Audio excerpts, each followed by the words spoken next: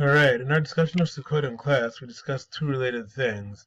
One was what it is that the Sukkot commemorate, and the second related thing, once we figure out what Sukkot commemorates, why is it specifically in the fall season? So, the source for the mitzvah of Sukkot is in Vayikra Perek Chavchet.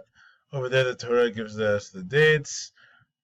It's called Chag Sukkot. As we scroll down a little bit, it explains a little more about it.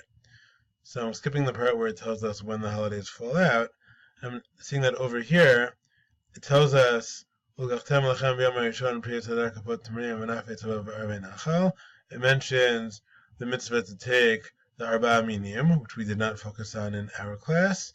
And then it tells us a second thing, Basukot Teshvu Shivat Yamim, dwell in Sukkot, etc. The Ma'an Yid'u Dorotechem, we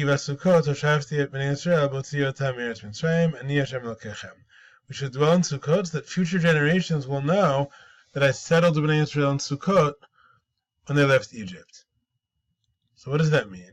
We find a debate about this in the Talmud.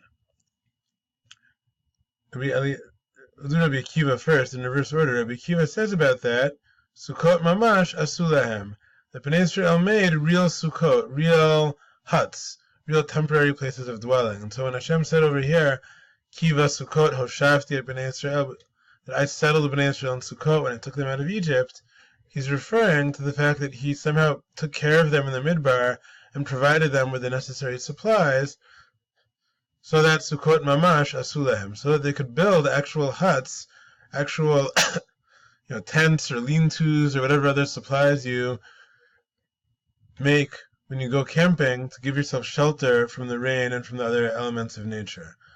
But before that, the Talmud quotes a different view. The Tanya, Israel, Anani Kavod Hayu, Divrei Rabbi Eliezer. So Rabbi Eliezer says no, even though Hashem says Sukkot here, he doesn't mean Sukkot like shacks or huts or tabernacles, as we say in formal English. He means those clouds, the Ananei Kavod, the clouds of Hashem's glory, that protected Bnei Israel, that led the way from them in front, to smooth the road, that went behind them to protect them when Egypt tried to attack them from behind, right before Kriyat Yamsuf. And so that's sort of a major debate regarding the Sukkot. Are they commemorating structures like our actual Sukkah, which the Jews dwelt in, things that maybe had some walls and some schach to protect them? Or are they commemorating Hashem's cloud of glory?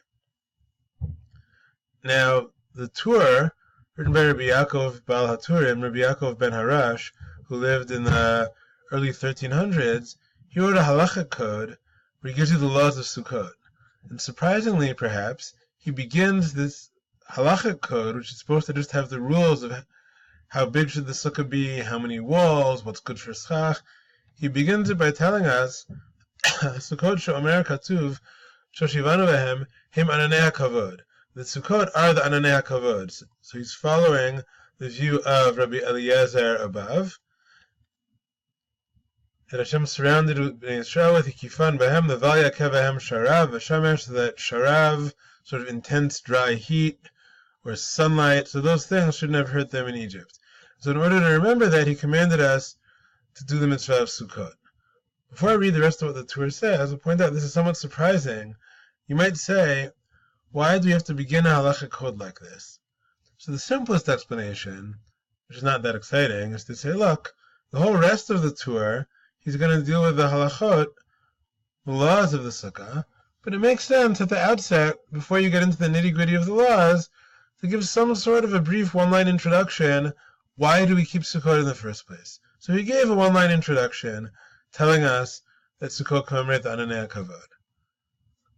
Nevertheless, some commentaries on the Torah were bothered by the fact that he gave any introduction at all. They thought he should have jumped straight into the halachot.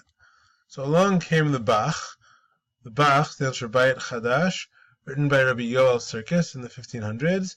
So the Bach, who again lived in the late 1500s, early 1600s, he says, look, it's not usually the derech, the way of the Tur in his work, in his chibur, to explain that the intent behind every pasuk, he lova rak l'shok hora'ah. He only comes to paskin, to issue halachic rulings, to teach halacha, l'rot minhag, maybe to codify a custom, to teach a custom. But here, over here, suddenly he's giving this whole drasha, this whole elaborate explanation for why we have to sit in a sukkah. Says the Bach, I don't think it's just that he decided he wanted a little bit of an intro so we know what we're observing. I think he did this because there's a halachic consequence to the meaning of Sukkot. So it appears to me, Lamar Bezeh, to say about this, so the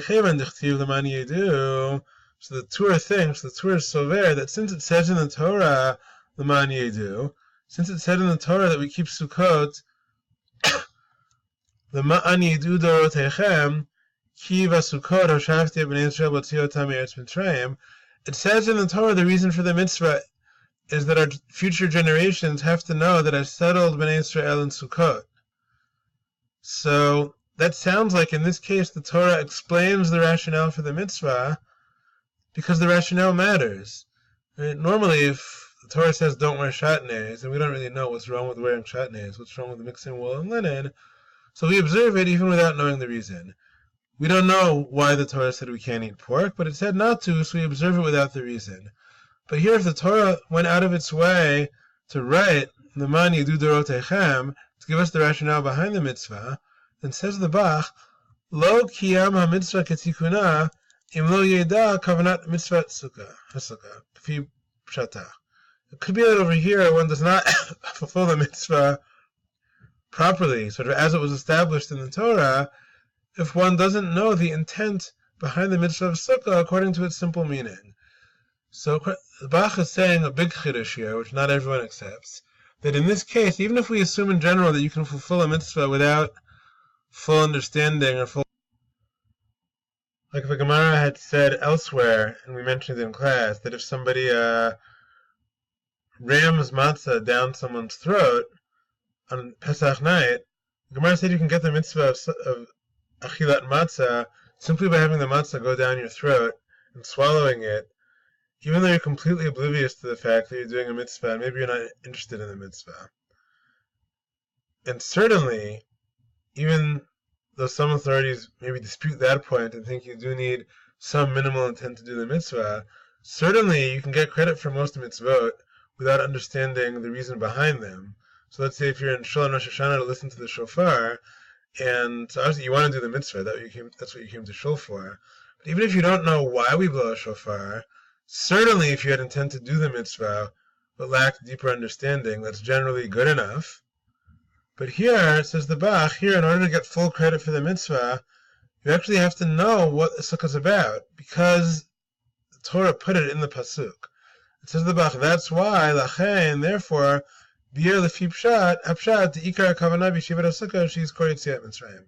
That's why the Torah over here felt he should explain, bi'er, he explained the pshat, the simple meaning of the mitzvah, that you should intend when sitting in a sukkah to remember leaving Egypt, and the way the Torah explained it, that means specifically Anani Akavod.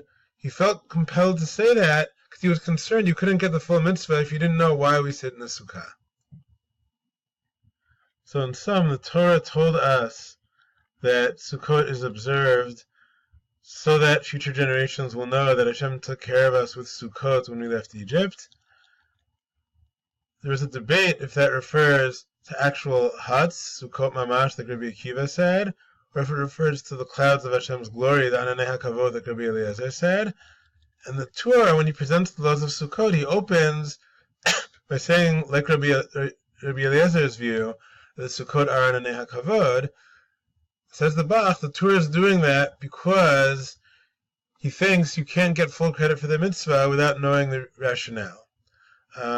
Not everyone agrees with the Bach. Again, it could be, like some of you said in class, the Torah just wants to give a bit of an introduction to prepare us for the halachot he's going to teach. But this is a sort of well-known Bach among Talmidei Chachamim, where he claims that Sukkah is an unusual mitzvah, and that in order to receive full credit for it, you have to intend to do the mitzvah, and you have to have some understanding of what the mitzvah represents, since the reason is given in the Torah. In a separate video, we're going to discuss the rest of this paragraph in the Torah, where he talks about why Sukkot is at this time of year.